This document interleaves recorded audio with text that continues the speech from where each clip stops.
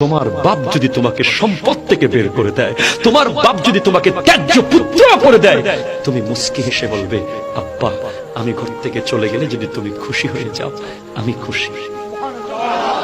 ঠিক কিনা কথা বলেন? আমি সম্পদ আমার লাগবে না বাবা, কিচ্ছু আমার লাগবে না, শুধু তোমার সেই দোয়ার হাতটা আমার মাথার উপরে দিয়ে দাও।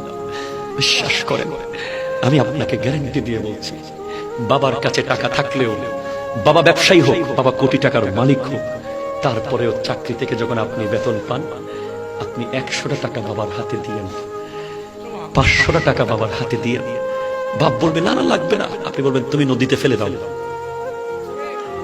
ঠিক কিনা কথা বলেন না?